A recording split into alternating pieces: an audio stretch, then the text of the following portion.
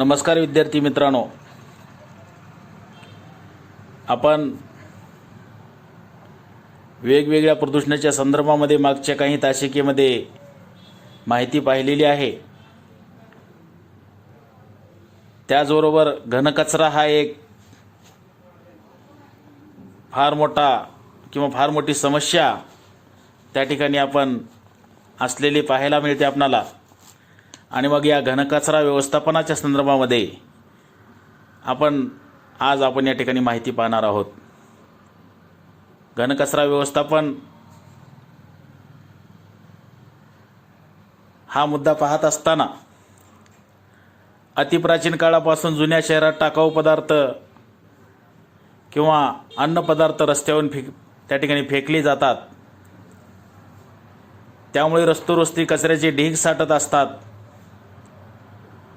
इसवी सन पूर्व 320 साली सर्वप्रथम अथेन्स शहरात रस्त्यावर टाकलेला कचरा साफ करण्याची पद्धत विकसित झाली। तसेच पूर्वीच्या काळी कचऱ्याच्या निर्मूलन पद्धती अगदी साध्या आणि सोप्या होत्या। गावच्या बाहेर खड्डे करून त्यात कचरा टाकण्यात येत होता। हळूहळू जसजशी लोकसंख्या वाढत गेली त्यानुसार शहराची संख्या वाढली। शहरातील वाढता कचरा शहरापासून दूर नेऊन टाकला जाऊ लागला। त्यामुळे शहराबाहेर त्या ठिकाणी कचऱ्याचे ढीग त्या ठिकाणी निर्माण होऊ लागले। असा कचरा शहराच्या बाहेर गोळा करून तो जाळण्यात येत असे। आधुनिक घनकचरा व्यवस्थापनात कचरा भट्ट्यात जाळून किंवा आरोग्याच्या दृष्टिकोनातून सुरक्षित अशा विशिष्ट यंत्रात हा कचरा जमा करून घनकचऱ्याचा प्रश्न सोडवण्याचे प्रयत्न करणं आवश्यक आहे। सध्याच्या काळात कचऱ्याचे व्यवस्थापन करण्यासाठी एकात्मिक पद्धतीचा विकास करण्याची गरज भासत आहे। त्यात कचरा गोळा करण्याची पद्धत, त्यावर प्रक्रिया करून त्यातील पुनर्वापरास योग्य घटक वेगळे करणे आणि राहिलेले त्या कचऱ्याच्या जे काही राहिलेला कचरा आहे त्याचा नाश करण्यासाठी कचऱ्याचे व्यवस्थापन करणे, या साऱ्या प्रक्रियांचा मेळ घालण्याची त्या ठिकाणी गरज आहे। हे व्यवस्थापन करत असताना आपल्याला शहरी कचऱ्याचे गुणधर्म पाहावे लागतील। घनकचऱ्याचे वर्गीकरण विविध पद्धतीने करण्यात येते। नगरपालिकेच्या किंवा महानगरपालिकेच्या हद्दीतील घनकचरा बहुतांश प्रमाणात त्या ठिकाणी घातक नसतो। असा कचरा खेडी शहरातून गोळा करून कचऱ्यावर प्रक्रिया करण्याच्या ठिकाणापर्यंत आणावा लागतो। या घनकचऱ्यात बहुतांश घरगुती कचरा त्या ठिकाणी असलेला आपणास पाहावयास मिळेल। व्यापारिक क्षेत्राद्वारे निर्माण होणारा कचरा व औद्योगिक कचरा त्या ठिकाणी शहरामध्ये अंतर्भूत असतो। या घनकचऱ्यात औद्योगिक प्रक्रियेतील किंवा घर बांधणी यंत्रातील कचरा, सांडपाण्यातील गाळ, खाणकामातून निर्माण झालेला कचरा, त्याचबरोबर शेतीतील प्रक्रियेद्वारे निर्माण होणाऱ्या कचऱ्याचा त्या ठिकाणी समावेश होतो। शहरी भागात घनकचऱ्यात अनेक घटक आढळून येतात। त्यात टाकाऊ पदार्थ, त्याच्यामध्ये भाज्या, मांस, वाया गेलेले अन्न, अंड्याची टरफले यांचा समावेश होतो। अशा कचऱ्याला ओला कचरा म्हणतात। त्याचबरोबर कागद, प्लास्टिक, कॅनव्हास, वर्तमानपत्रे, काचेच्या बाटल्या, पुट्ट्याच्या पेट्या, ॲल्युमिनियम फाईल, अनेक धातू तसेच लाकडाच्या वस्तू इत्यादी पदार्थ त्याच्यामध्ये असतात। अशा कचऱ्याला सुका कचरा असं त्या ठिकाणी म्हटलं जातं। शहरी औद्योगिक कचऱ्याची विल्हेवाट एकात्मिक पद्धतीने त्या ठिकाणी लावण्यासाठी घनकचरा व्यवस्थापन पद्धती त्या ठिकाणी आवश्यक आहे। आणि आपण खालील 3 घटकाच्या माध्यमातून आपण त्या ठिकाणी त्याची विल्हेवाट लावू शकतो। त्याच्यामध्ये पहिला आहे कचऱ्याचे स्रोत कमी करणे, दुसरा आहे कचऱ्याचे पुनर्वलन करणे, तिसरा आहे कचऱ्याची विल्हेवाट लावणे। याच्यामध्ये कचऱ्याचे स्रोत कमी करणे हा पहिला भाग पाहत असताना कचऱ्याचे प्रमाण कमी करण्यासाठी त्याचा स्रोत कमी करणे हा एक मुख्य किंवा प्रमुख उपाय आहे. त्यासाठी कुठलेही उत्पादन बनविण्यासाठी कमी प्रमाणात साधनाचा वापर करून या पदार्थांचा पुनर्वापर करून तसेच कचऱ्याचे प्रमाण त्या ठिकाणी आपल्याला कमी करता येते. कमी प्रमाणात पॅकिंग करणे याचा त्याच्यामध्ये अंतर्भाव होतो. प्लास्टिकच्या थैल्याचा वापर आपणाला त्या ठिकाणी टाळला पाहिजे. दुसरं आहे कचऱ्याचे पुनर्वलन. कचऱ्यातील काही घटकाचा पुन्हा वापर करण्यासाठी उपयोगात तो कचरा आणणे म्हणजेच पुनर्वलन करणे असे त्या ठिकाणी म्हणतात त्याला. पुनर्वलनामुळे किंवा पुनर्वलामुळे संसाधनाचे संवर्धन होते. त्याचबरोबर पुनर्वलनामुळे प्रदूषणाचे प्रमाणही निश्चित कमी होते. ॲल्युमिनियम किंवा लोखंड यासारख्या पदार्थाचे अनेक वेळा पुनर्वलन करणे शक्य असते. याशिवाय कागद, काच, धातू, प्लास्टिक इत्यादी वस्तूसुद्धा पुनर्वलन करणे त्या ठिकाणी शक्य असते. खाणकाम करून ॲल्युमिनियमची निर्मिती करणे खूप खर्चिक काम आहे. त्यापेक्षा त्याचे पुनर्वलन करून त्याचा वापर करता येणे या ठिकाणी सहज शक्य होते आणि आर्थिकदृष्ट्या आणि बाजारपेठेच्या दृष्टिकोनातून पण ते हिताचे आहे. कागदाचे पुनर्वलन केल्याने वनाचे संरक्षण करण्यासाठी आपणाला मदत होईल. पुनर्वलन हा जरी एक उपयुक्त पर्याय असला तरी त्यामुळे हे अनेक समस्या त्या ठिकाणी निर्माण होतात. पुनर्वलनाशी संबंधित समस्या आर्थिक व तांत्रिक स्वरूपाच्या असतात. प्लास्टिकचे पुनर्वलन करणे खूप कठीण काम आहे, कारण प्लास्टिकच्या निर्मितीत अनेक प्लास्टिकचा वापर केला असतो. त्यापैकी प्रत्येक प्लास्टिक एका विशेष प्रकारचे असल्याने भिन्न प्रकारचे एकत्रितपणे पुनर्वलन करणे त्या ठिकाणी शक्य होत नाही. यासाठी प्लास्टिकचे वर्गीकरण करावे लागते. त्याचप्रमाणे कागदाचे पुनर्वलन केलेल्या कागदाच्या रंगावर नियंत्रण ठेवणे कठीण असते. अन्नपदार्थ साठवण्यासाठी पुनर्वलन कागदाचा वापर करण्यावर बंदी घालण्यात आली पाहिजे. घनकचऱ्याची विल्हेवाट हा त्याच्यामधला तिसरा मुद्दा आपण सांगत असताना कचरा खड्ड्यात गाडून अथवा भट्ट्यामध्ये जाळून केला जातो. याची विल्हेवाट केली जाते. आधुनिक तंत्रानुसार कचरा खड्ड्यात टाकताना अशा खड्ड्यांना आतील बाजूने गळती प्रतिबंधक थर लावण्यात येतो. त्यामुळे या कचऱ्यातील विषारी घटक जमिनीत मिसळू शकत नाहीत. कचरा मातीत गाडण्यात व उघड्यावर टाकण्यात प्रचंड फरक आहे.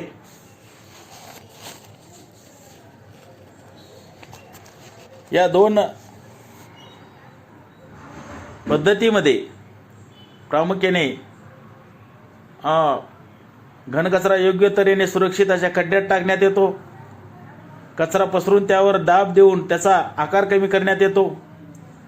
प्रत्येक दिवशी या कचऱ्याच्या खड्ड्यावर मातीचा थर टाकण्यात येतो. अशा प्रकारची प्रक्रिया करून आपण त्या ठिकाणी तो कचरा किंवा त्याची विल्हेवाट लावणं म्हणजे या पद्धतीनं केली जाते. शहरी कचरा मोठमोठ्या भट्ट्यामध्ये जाळणे हे आर्थिकदृष्ट्या कमी खर्चाचे आहे. भट्टीचे तापमान योग्य राखून त्यात कचरा जाळण्यात येतो. ही एक रासायनिक प्रक्रिया असून त्यात कचऱ्यातील ज्वलनशील घटक प्राणवायू बरोबर मिसळून त्या ठिकाणी ज्वलनानंतर कार्बन डायऑक्साईड व वाफ त्या ठिकाणी तयार होते.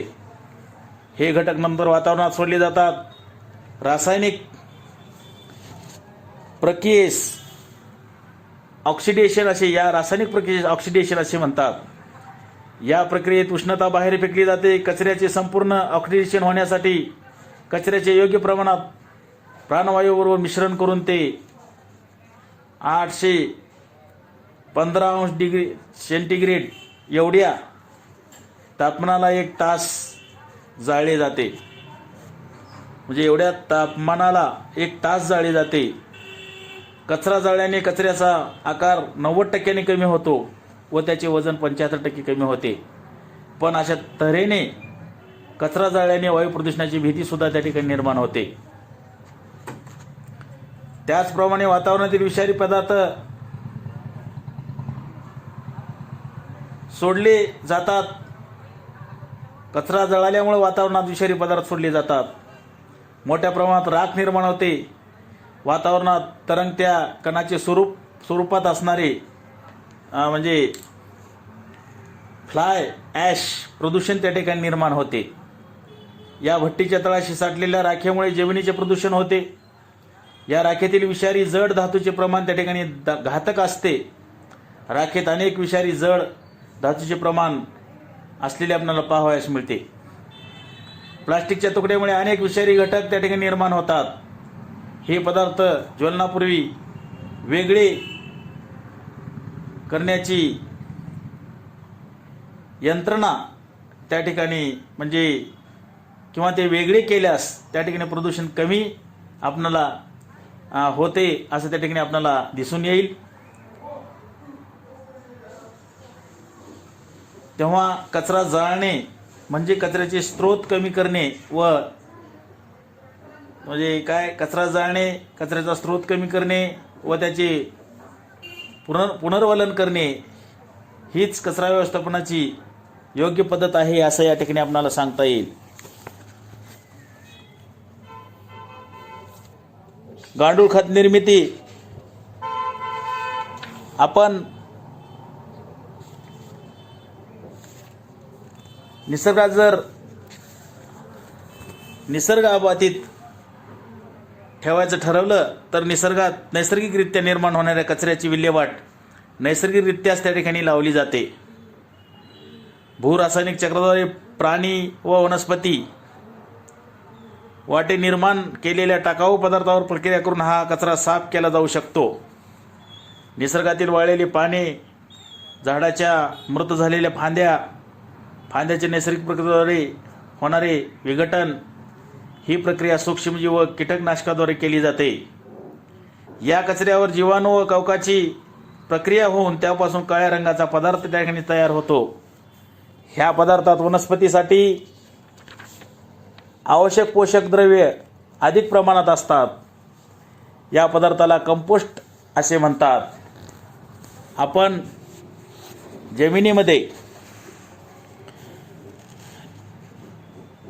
जमिनीतील सूक्ष्मजीव कचऱ्यातील सेंद्रिय घटक आपले अन्न म्हणून त्या ठिकाणी वापर करतात. या सेंद्रिय पदार्थाचे विघटन करून त्यातील पोषक द्रव्ये जमिनीत परत सोडली जातात. हे घटक वनस्पतीच्या वाढीसाठी अत्यावश्यक असतात. या प्रक्रियेमुळे निसर्गातील पोषक घटकाचे पुनर्वलन केले जाते. या प्रकारची माती खत म्हणून शेती व बागायतीसाठी किंवा बगीचेसाठी वापरली जाते.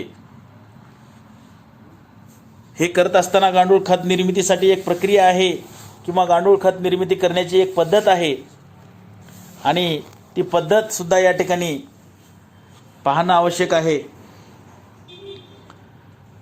अर्धा मीटर लांब, रुंद व 1 मीटर खोल असा त्या ठिकाणी खड्डा खणला जातो.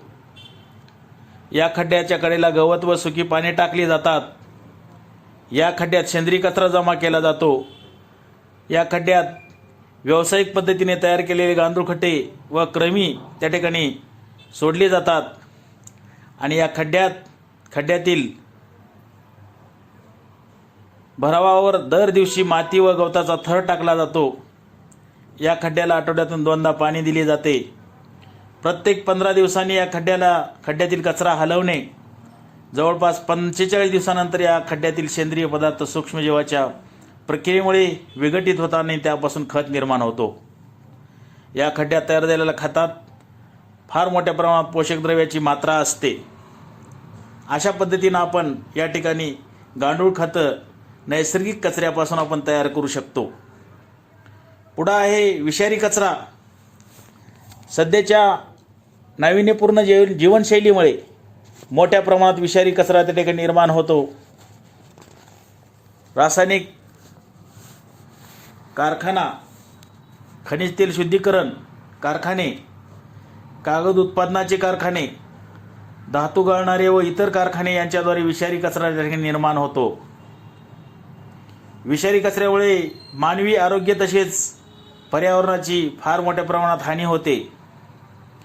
घनकचऱ्याच्या प्रदूषणामुळे जेव्हा मृत्यू ओढवू शकतो किंवा कायमस्वरूपी आजार त्याकडे निर्माण होतो, अशी मानवी आरोग्यास घातक असणाऱ्या कचऱ्यास विषारी घनकचरा असे म्हणतात. या कचऱ्यात भौतिक व रासायनिकदृष्ट्या विषारी गुणधर्म क्रियाशील असतात. ज्वलनशीलता, गंज निर्माण करण्याची क्षमता असे गुणधर्म त्या ठिकाणी अस्तित्वात असतात. या कचऱ्याद्वारे रोग संक्रमण होते. त्याचबरोबर किरणोत्सारी पदार्थ त्या ठिकाणी आढळून येत असल्यामुळं या कचऱ्याला काय म्हणलं जातं तर विषारी कचरा म्हणतात. विषारी कचऱ्यामुळे सुद्धा आरोग्याच्या तसेच पर्यावरणविषयक समस्या त्या ठिकाणी निर्माण होतात. खूप प्रमाणात किंवा खूप मोठ्या प्रमाणात विषारी पदार्थाची विल्हेवाट जमिनीवर किंवा जमिनीत लावली जाते.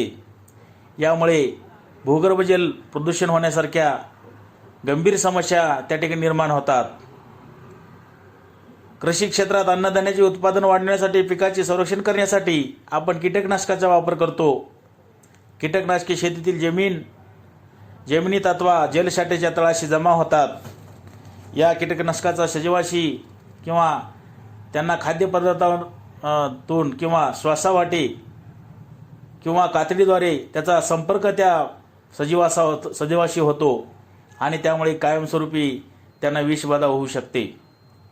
कीटकनाशकाच्या अतिवापरामुळे होणारा वापर त्या ठिकाणी आपण कमी करण्यासाठी अलीकडच्या काळामध्ये एकात्मिक कीड व्यवस्थापन पद्धतीचा अवलंब केला आहे. एकात्मिक कीड व्यवस्थापन पद्धतीत नैसर्गिकरित्या आढळणाऱ्या अनेक प्राणी वनस्पत्यांचा त्या ठिकाणी वापर करून कीड नियंत्रण त्या ठिकाणी करता येते.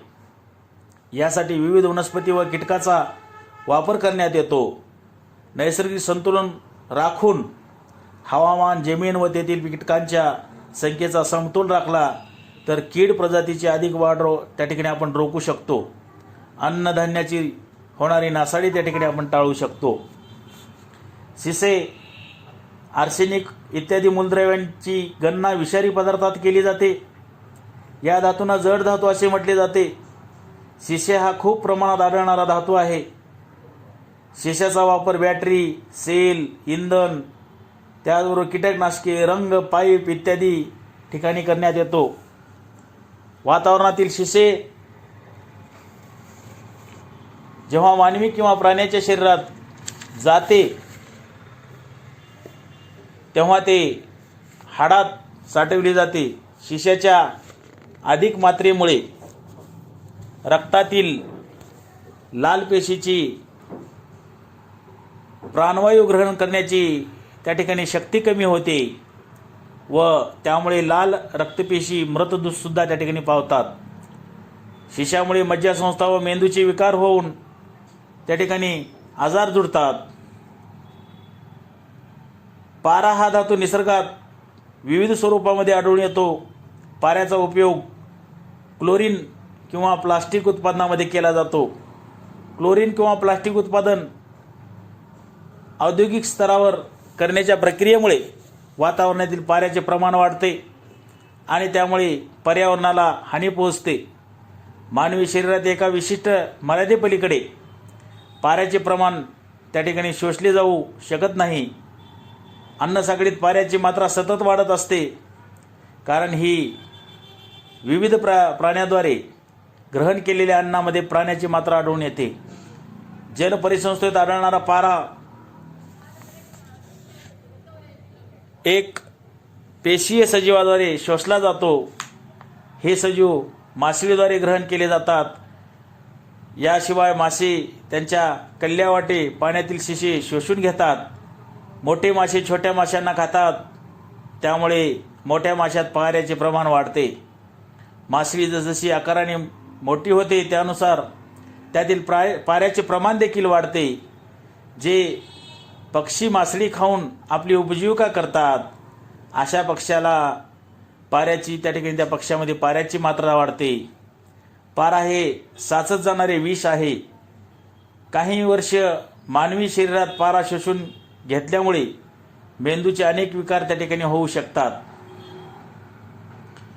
कारखान्यामध्ये दररोज हजारो रसायनाचा वापर केला जातो. हा वापर अयोग्य प्रकारे केला जातो, त्यामुळे अनेक समस्या निर्माण होतात.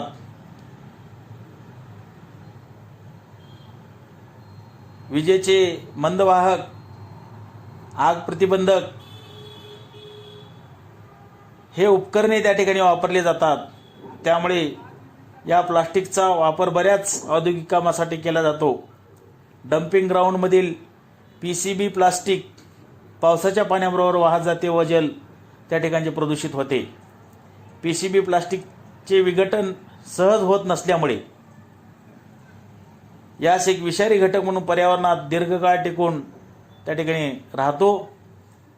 त्याचा विपरीत परिणाम मानव व वन्यजीवनावर त्या ठिकाणी होतो. PCB प्लास्टिक मूत्रपिंडात जमा होऊन मूत्रपिंडाचे त्या ठिकाणी मूत्रपिंड निकामी होऊ शकते. याबरोबर PCB प्लास्टिकमुळे पक्षी व प्राण्यांच्या जनन क्षमतेवर त्या ठिकाणी परिणाम होतो.